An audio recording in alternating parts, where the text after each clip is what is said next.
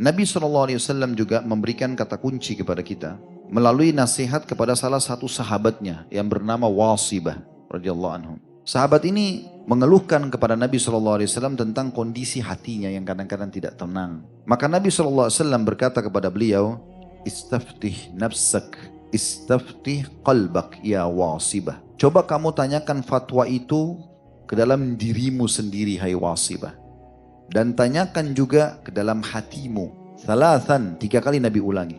Lalu beliau mengatakan, wal ismu, albirru matma'annat ilaihi nafs, watma'anna ilaihi qalb.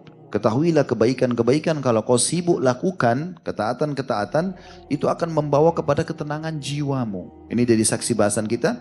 Dan akan menenangkan hatimu. Sehingga keadaan bagaimanapun kita bisa menerima. Gitu. Kemudian beliau mengatakan, wal ism mahaka fi nafs wa taraddada fi sadr wa in aftakan nasu wa aftuka. Artinya, dan dosa itu selalu membuat engkau gelisah dan membuat jiwa itu tidak tenang serta hati itu selalu tergoncang walaupun engkau telah diberikan fatwa oleh para manusia. Tentu teman-teman sekalian di sini perlu digarisbawahi ya. Kalau yang dimaksud dengan hadis Wasibah radhiyallahu anhu ini sesuatu yang belum jelas hukum halal haramnya. Kalau kita masih ragu ini benar nggak sih, ini boleh nggak sih gitu. Maka kembali kepada hati kita. Tapi kalau sesuatu yang sudah jelas halal haramnya nggak boleh lagi kita tanya hati kita. Jelas babi haram, nggak usah bilang hati saya tenang nggak sih? Nggak perlu, udah haram selesai. Tapi kalau antum lagi mau diajak transaksi bisnis, antum nggak tahu hukumnya, belum tanya fatwanya, atau antum tanya memang jawabannya juga belum jelas. Sesuatu masalah-masalah yang kontemporer yang baru gitu, maka akhirnya antum tanya hati antum, tenang nggak sih? Ini juga masuk dalam makna hasil daripada istikharah. Tidak harus mimpi, tapi ketenangan jiwa. Ibnu Rajab rahimahullah mengatakan hadis Wasibah ini dan yang semakna dengannya menunjukkan agar kita selalu merujuk pada hati ketika ada keraguan. Jika jiwa dan hati tenang, maka itu suatu kebaikan dan halal. Namun jika hati dalam keadaan gelisah, maka itu berarti suatu dosa dan keharaman. Ingatlah, kata beliau, hadis Wasibah dimaksudkan pada perkara yang belum jelas halal haramnya. Apakah termasuk dosa atau bukan? Sedangkan yang sudah jelas halal haramnya, maka tidak perlu rujuk ke dalam hati. Tapi yang kita tidak beratkan di sini teman-teman sekalian, bahwasanya kegelisahan yang sedang dibahas dalam dosa besar ini itu disebabkan selain ada potensi dalam diri memang karena dosa. Memang karena adanya dosa. Kalau seandainya ada orang bilang begini, ada sebagian orang tenang-tenang saja walaupun sudah buat dosa. Tiap malam mabuk, berzina, melakukan kemaksiatan, tapi kita lihat tenang-tenang saja, tawa-tawa sana sini. Dia tenang saja, hidupnya biasa-biasa saja. Maka bagaimana jawabannya? Sementara tadi Ustaz sudah memberikan gambaran kalau buat dosa pasti hati gelisah. Maka ini dijawab oleh para ulama mengatakan itu karena hati mereka sudah kotor dan dosa sudah bukan lagi menjadi sesuatu yang biasa bagi mereka. Bukan lagi menjadi sesuatu yang luar biasa tapi menjadi sesuatu yang biasa. Kalau orang sudah pas mau berzina sekali atau dia baru berzina sekali, Allah masih kasih dia peringatan-peringatan, dia menyesal, dia takut, dia segala macam gitu. Nah, tapi kalau seseorang itu sudah melakukan rutinitas berzina, kumpul kebo terus sekian lama gitu kan, dan jadi biasa, maka itu masuk dalam firman Allah subhanahu wa ta'ala. Yang Allah sebutkan dalam surah Al-Mutaffifin ayat 14. Kalla barrana ala qulubihim ma kanu yaksibun.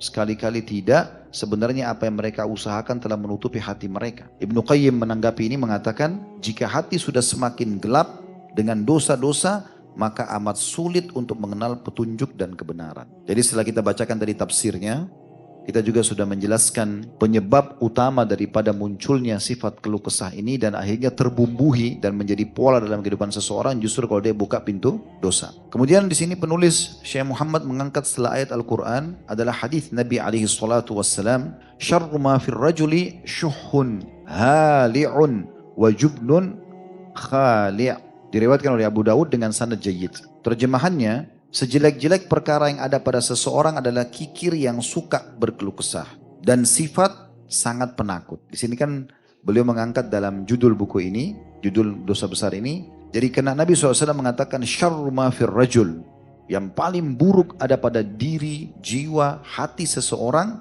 justru syuhun hali'. Yang dimaksud adalah seseorang itu kikir dan suka berkeluh kesah. Kemudian juga jubnun hali' atau sifat penakut yang berlebihan. bukan pada tempatnya. Maka ini jadi saksi bahasan kita tentang masalah kenapa dia masuk dalam kategori dosa besar. Kenapa dia masuk dalam kategori dosa besar. Melihat kira-kira bagaimana atau siapa saja yang bisa lolos dari sifat keluh kesah ini. Allah sebutkan sifat-sifatnya. Sekarang kita akan baca surah Al-Ma'arij, ya, ayatnya dan terjemahannya. Itu dimulai dari ayat 21-nya sampai ayat 35. Surah nomor 70 ya. Atau kita mulai dari ayat 19-nya supaya sesuai dengan saksi bahasan yang diangkat oleh Syekh Muhammad rahimahullah. Innal insana khulika halu'a. Sungguhnya manusia diciptakan bersifat keluh kesah lagi kikir. Sudah kita panjang lebar jelaskan dari tafsirnya dan juga sebabnya. Kemudian ayat 20-nya idza massahu syarru jazu'a. Kalau ditimpa kesulitan dia selalu berkeluh kesah. Dia bukan justru menerima sebagai keputusan Allah. Ayat 21-nya wa idza massahul khairu manu'a. Dan apabila dia mendapatkan kebaikan, dia sangat kikir. Nah, kata sebagian ulama ini ada hubungannya ya. Kapan orang itu selalu kalau antum ketemu isi hidupnya keluh kesah. Suami saya begini, istri saya begini, anak saya begini, pekerjaan saya begini. Keluh kesah saja. Tidak ada bahkan lisannya mengatakan Alhamdulillah. Pastikan orang itu kikir. Ini seperti satu paket. Sebagaimana juga orang kalau kikir, pasti keluh kesah hidupnya. Kemudian kita masuk di ayat, bukan 21, tapi ayat 22-nya ya, solusinya di sini. Illal musallin. Golongan pertama yang bisa lolos dari sifat keluh kesah dan pelit ini adalah orang-orang yang mengerjakan sholat. Di ayat 23 yang dijelaskan sholatnya seperti apa? Alladzina hum ala sholatihim daimun. Mereka yang tetap atau rutin selalu mengerjakan sholat itu. Kata sebagian ulama, maksudnya dia menjaga 3 hal. Ketepatan waktu sholatnya, ketepatan gerakan sholatnya, dan ketepatan bacaan sholat. Bergabung 3 hal ini. Azan langsung, gak ada aktivitas lain. Masjid, selesai. Mau rajam ketemu dia pun tidak ada urusannya. Sekarang raja yang sebenarnya sedang memanggil Allah subhanahu wa ta'ala. Tepat waktu. Yang kedua tepat gerakan. Gak buru-buru, tenang, tumaknina semuanya. Allahu Akbar, baca dengan tenang, ruku Allahu Akbar dengan tenang, sami Allah liman hamidah dengan tenang i'tidalnya, dan tumaknina dimasukkan oleh para ulama dalam wajib sholat. Dosa orang kalau tidak tumaknina, bahkan bisa batal sholat. Dan yang ketiga, tepat bacaan, benar bacaannya, baik itu zikir-zikirnya ataupun ayat-ayat Al-Qur'annya. Ini sifat yang pertama yang lolos dari masalah ini. Yang kedua adalah ayat 24-nya. Allah sebutkan, berarti ini semua sibuk dengan amal saleh ya, sehingga keluh kesah ini tidak ada dalam diri kita. Walladzina fi amwalim haqqum ma'lum. Dan orang-orang yang dalam hartanya tersedia bagian tertentu. Dia khususkan gajinya, pendapatannya. Untuk siapa? Ayat 25. Lis-sa'ili wal mahrum. Yang dia khususkan setiap hari, setiap bulan. Dia keluarkan untuk orang miskin yang meminta dan orang yang tidak mempunyai apa-apa, maksudnya tidak mau minta. Ini potongan pertama. Orang yang dikasih ini sudah umum, kita tahu. Orang minta kita kasih. Kalau tidak kasih udah jelas dia pelit gitu kan. Tapi ada potongan yang kedua ini perlu digaris bawahi. Mahrum. Di sini terjemahannya adalah orang yang butuh tapi tidak mau minta. Ini yang perlu antum kejar. Ada orang kelihatan kayak orang mampu, padahal sebenarnya tidak. Karena dia tidak mau mengemis. Karena memang ini satu hal yang aib tersendiri ya. Larangan dalam Islam untuk mengemis itu. Kecuali orang dalam keadaan darurat sekali. Dia tidak bisa, kalau tidak minta, pada hari itu dia bisa mati. Dan ulama membatasi orang kalau mengemis itu, kalau dia tidak punya makanan dan dia bisa makan. Tidak ada nih, dia sudah kelaparan. Dia kalau tidak minta dia bisa mati kelaparan. Dia minta. Kalau dia sudah dapat makanan untuk siang misalnya. Dia lagi minta di siang hari.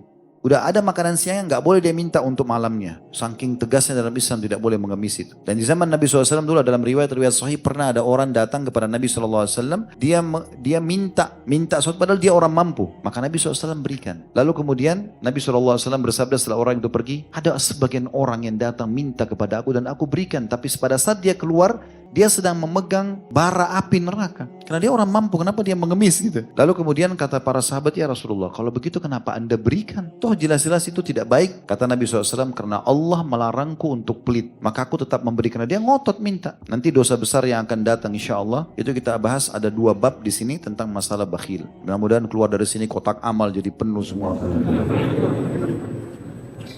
Lewat kotak amal, kasih nggak ya? Kasih nggak ya? Temannya syaitan. Yang ketiga, Walladzina yusaddiquna biyaumiddin, ayat 26-nya. Yang selamat dari dosa besar ini adalah orang-orang yang mempercayai hari pembalasan. Tahu dia akan kembali ke hari kiamat nanti. Ada hari kebangkitan, dia akan masuk ke dalam surga. Targetnya itu. Jadi bagaimana dia beramal untuk masuk surga dan bagaimana dia selamat dari tempat yang lain yaitu neraka. Ini imannya tentang hari kiamat. Dan ayat 27 masih berhubungan dengan ayat 26-nya. Walladzina hum min adzabi rabbihim musyfikun. Dan orang-orang yang takut terhadap azab Tuhannya. Sama ya, maksudnya takut disiksa oleh Allah sehingga dia tidak mau berbuat dosa. Ayat 28-nya inna adzab rabbihim ghairu ma'mun, karena sungguhnya azab Tuhan mereka tidak dapat membuat orang merasa aman. Artinya bisa datang setiap saat. Orang yang terus berbuat dosa sehingga gelisah hatinya, ini nggak bisa tenang. Dan dari mana dia bisa dapat jaminan Allah tidak hukum dia? Bisa setiap saat. Ini lagi duduk begini Allah bisa permasalahkan satu urat saraf di belakang antum, punggung atau encok, nggak bisa berdiri. Tidur, bantal disalahin, salah bantal. Dan Allah lagi uji tuh, ini leher saya kasih pinjam kamu 30 tahun tidak pernah disyukuri. Ini coba, balik saja nggak bisa. Kemudian selanjutnya sifat yang keberapa nih? 4 atau 5? Baiklah, anak ikut antum. Ayat 29-nya, walladzina hum li furujihim hafidhun, dan orang-orang yang memelihara kemaluannya. Maksudnya di ayat 30-nya, illa ala azwajihim aw ma malakat aymanum fa innahum ghairu malumin, kecuali terhadap istri-istri mereka atau budak-budak yang mereka miliki, maka sungguhnya mereka tidak tercela. Artinya tidak berzina. Pelampiasannya harus pada pasangan yang halal. Kemudian ayat 31-nya, faman ibtagha wara'a dzalika fa ulaika humul adun, barang siapa yang sengaja mencari yang balik selain daripada yang halal tadi, maka mereka adalah orang-orang yang melampaui batas. Maksudnya sengaja berzina. Padahal Allah berikan kemudahan dia untuk menikah. Ya, apalagi hidup di Indonesia, nikah mudah. Kenapa nggak menikah? Perangkat sholat, Quran, bisa nikah. Tapi tidak mau nikah-nikah. Allahu a'lam. Kenapa? Kalau masa corona kemarin antum nikah itu luar biasa. Banyak yang mau nerima mahar murah. Tiba-tiba hadir di Blok M sebelum corona, hadir sekarang hadir sudah punya anak.